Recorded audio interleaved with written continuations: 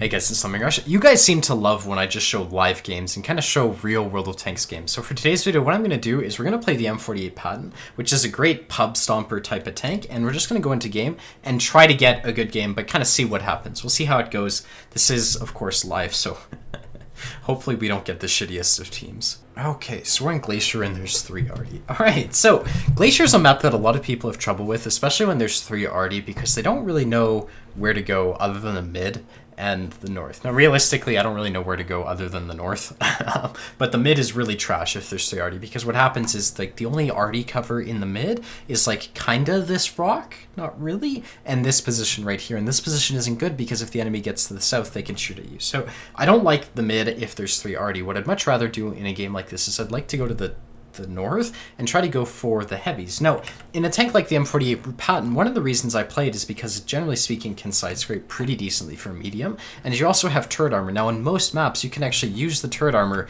to leverage yourself against heavies, but you know, this is fucking Glacier, so of course that's not an option on the north because there's nowhere to get hulled down. But what we will do is we'll try to use our DPM and our side scraping, which are the 2 strengths we have, and that's going to kind of allow us to maybe be successful against the heavies. Now, in a situation like this, what you want to do is when you're driving into position, point your turret towards the mid, because a lot of mediums will poke up here and try to hit you. And so what I want to do is I want to be able to return fire, and I also want to at least point some strong armor towards them, because, you know, if they hit my turret, they're not going to pen. So that's kind of the logic behind that. A lot of people will just make the mistake, like this E4, for example, of just pointing his gun forward. That's not like shit-talking him, but, you know, you might as well play it safe. It doesn't harm you to point your gun towards where the enemies are, even if you're not really, you know, hardcore aiming at them. One thing I'll do is I'll just hold right click and drive into position. Now, in this case, this is the stage where you want to make sure that you have teammates coming with you. So I've got a triple platoon of E4s coming with me. I noticed that we've got a WZ AFK, and because I looked at the enemy team lineup and saw that they had 3 heavies, our triple E4 platoon is a fairly decent match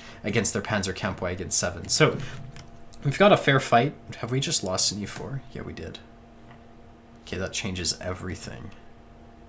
So what's going to happen is they might take the outer side, and that's when I'll have difficulty.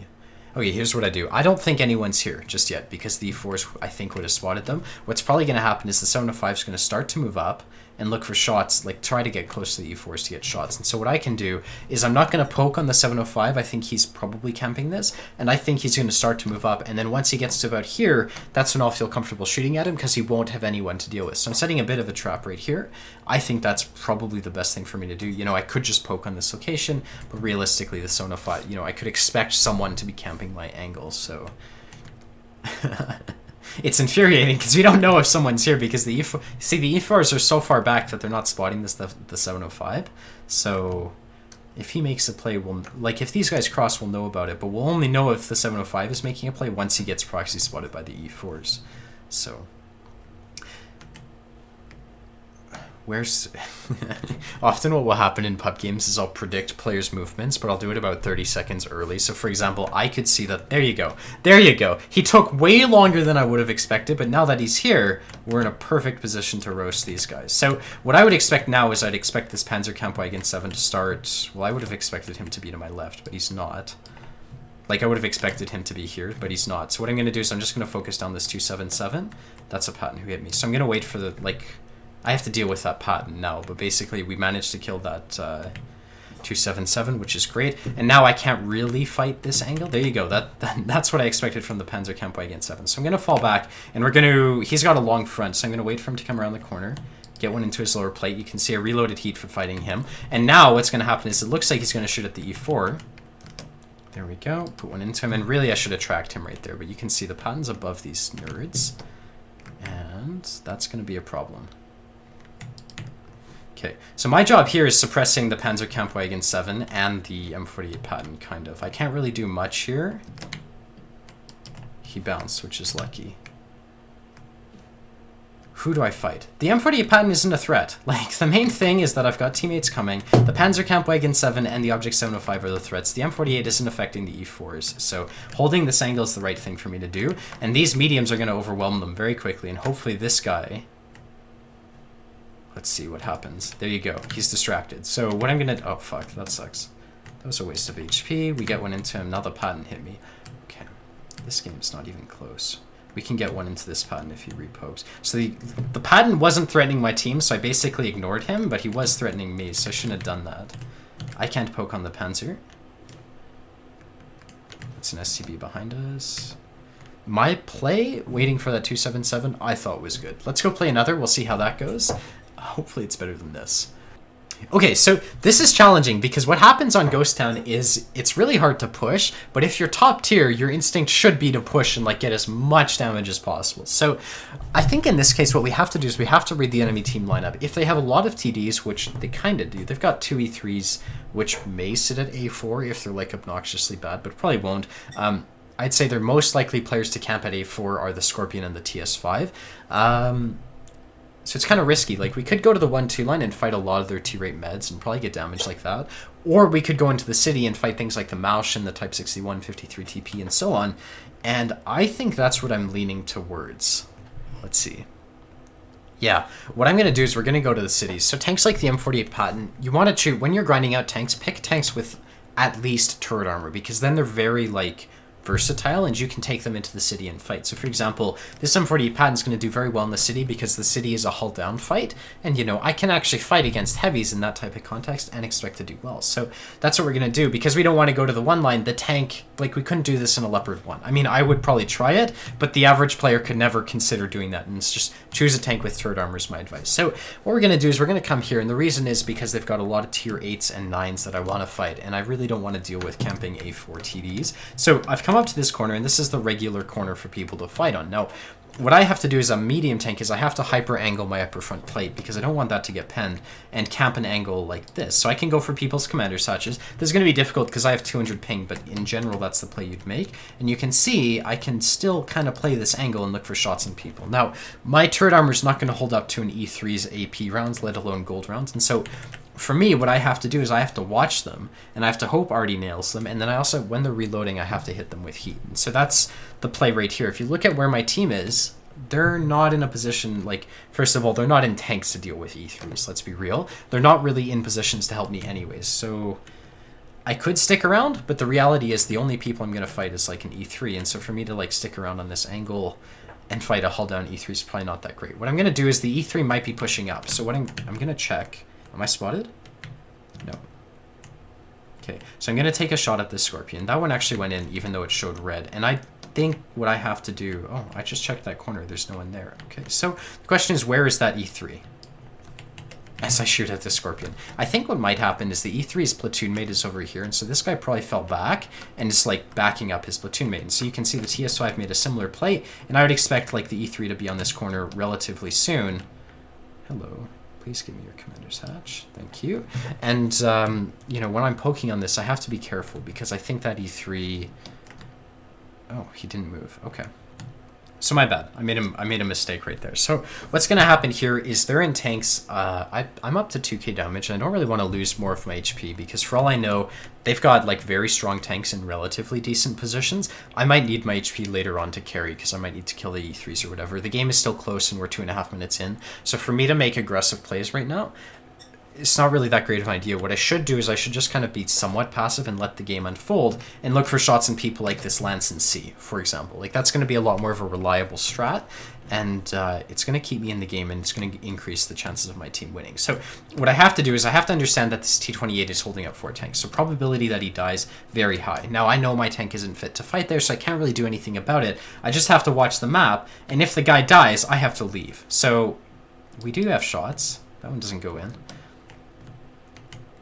I'm just going to take these. These are my best options right now, honestly. If they're pushing in the one line, we will probably win that. The first team to push the one line generally loses. There you go. The E3 dies. So the E3 kills the T-28. So if you were the enemy E3 right now and you had no one to shoot at, your automatic response would be to push. That's everyone's automatic response. And so what I have to do is I have to back up because, you know, unless the E3's in a crossfire, we're not going to beat him. So, Christ.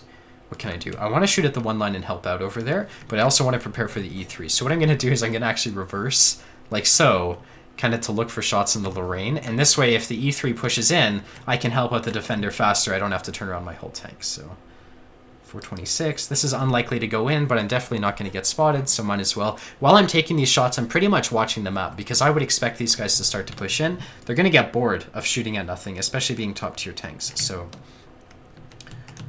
these shots are never going to happen. So let's see. This guy's probably going to fall back. He just took a lot of damage. Good. Yeah, that one bounced off a one-shot Lorraine 40-ton, man. These guys aren't pushing in, which is actually a really strong play to them. It's absolutely what they should be doing, and that's preventing me from taking advantage of them. So that's good for them. Let's see, what's going to happen? So what I think is going to happen here is I think my team is going to start counter-pushing them. And if my team counter-pushes and dies, the game's going to start to be a loss because they're going to die. So what I have to do is, once again, sort of just hang out, stay alive, and I want to watch this flank to see if they start to push through. So as a medium tank driver, what I'm kind of doing is I'm kind of just focusing on putting out fires right now because there's nothing immediate that I have to worry about. I'm using my mobility and my gun to look for angles to shoot at people who are kind of like, you know, potentially problems. But you can see, like, these guys in this situation, I actually have a perfect angle on. The problem is someone like this Type 61 will spot me at all times. So what I'm doing is I'm side scraping. This tank can definitely do that. And I noticed that he's got a stock gun, so that's, you know, a good thing. He's got higher DPM than normal, but he will have lower pens. So we're just going to try to use our armor. Now what I'm going to do is we're going to go for the Type. Should have gone for the E50M there because I could have gotten the kill and the damage, but someone else picks up the E50M, and now the game is starting to look like it's in our favor. So the game's been in the balance for the past 5 minutes, but after they push down the 0 line, that's been good for us. Now the problem here is if our team pushes the 1 line, so hopefully that doesn't happen. I would expect these E3s to start moving in relatively soon. So what I'm doing is I'm coming into the city to prepare for that, and I got spotted. So the question to anyone would be like, where did I get spotted from? And obviously there was a tank last spotted over here, probably the 44-100. So he's probably in this vicinity. What I think I might do is I might give him my side to try to bait him to shoot me. Because if he hits me and gets spotted, we can get rid of him. But if he's just sitting there spotting me, you know, there's nothing I can do about it. So he's clearly not taking the bait. I'm going to load gold. We're going to start working on these E3s. So this E3 hasn't moved. Is there anyone here? I'm going to poke this, see if I get spotted. Doesn't look like I got spotted. And then we're going to push forwards and see if we can start making plays. Now the problem here is, this is where I always make my mistakes in World of Tanks, is I'm too aggressive at this stage of the game, and I end up getting myself killed and throwing the game. So yeah, there you go. E3 kills the defender, and so they definitely have it in their capacity to bring the game back. And if I go throw away all my HP now, you know, I might not be able to carry the game later in the later on. So okay, that's not good. Hello. Okay, what's happening? So you can see my team pushed the 1 line. They died. Oh, interesting. E3 killed Skoda. So we know a Skoda was on the 1 line. I just remember that because it was something I saw. D3 has to be here to shoot at the 1 line. And so I know that if this E3 like moves, I can probably flank the enemy, the other E3. But, you know, he's clearly just camping this, so nothing I can do about that. Okay, what's going to happen? What do I think I can take advantage of without getting myself killed? In a situation like this, any aggressive play, even though they're all tempting, is where you'll lose. Like, you don't just lose 500 HP, you lose all of it at once. This guy's moved up. Or has he? He's just camping there. I think he hasn't moved up. I think he's in a bush. I think the 44 is in a bush, and he's just spotting my entire team. And that's kind of why they're doing... Oh, shit. Okay. This E3's finally decided to make a play. So what I have to do is I have to YOLO in, because he's YOLOing my object 257. 57's falling back, absolutely what he should be doing. And I'm going to come like this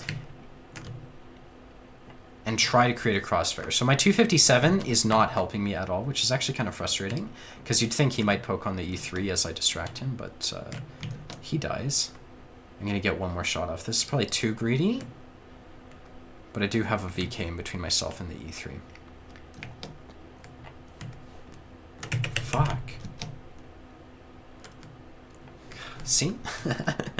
Any mistake and you lose 1,000 HP just like that, because everyone focuses you down. Now, in this game, part of the problem is they have complete control over the 1 line, so I'm very limited as to what I can do positioning-wise. I want to take advantage... Okay, so the problem is this guy's going to shoot me if he pushes up the 0 line, right? So I have to... Who's spotting me? It's that guy. I'm sure of it. It's this guy here. So I'm going to assume I'm permanently lit right now, because obviously I just got lit, and the probability that it's going to... you know, it's not going to continue is low. I'm popping into here just to see if I can get unlit. And I'm going to focus on being bait. I want the STRVs to get damaged. Now this STRV might spot the guy on the 1 line, and hopefully he does.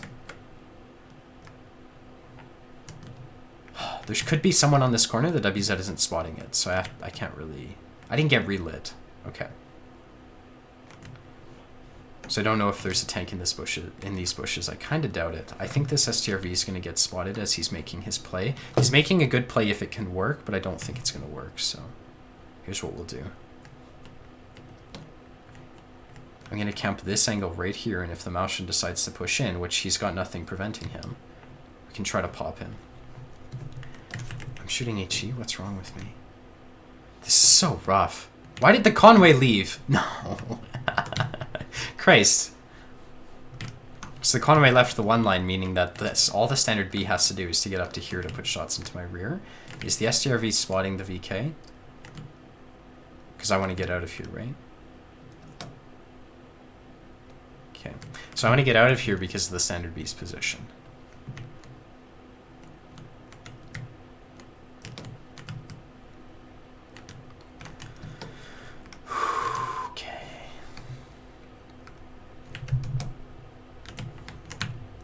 Hello.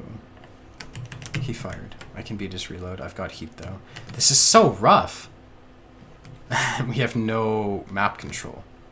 At least I'm already safe here, but it's not that great. This STRV's position's really weak too. I think if I can get out, that would be ideal.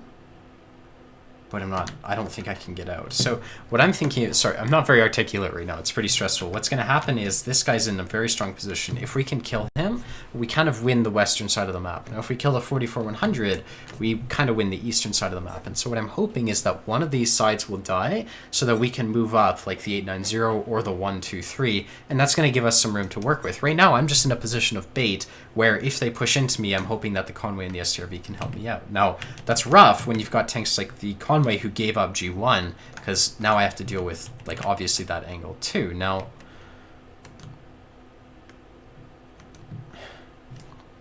why doesn't this guy go here? I don't understand what's preventing them. They might be getting spotted, but like... Okay. I'm trying not to get pissed at my teammates. See, the problem is this Conway is consistently giving up the one line, and that's screwing me over. I need him to watch that shit so that I don't get flanked, you know? Okay. E3 killed the WZ. That didn't work. What if I made a play? Okay, what can I do here? Go for the track. He's obviously going to repair it. And here is where I get screwed.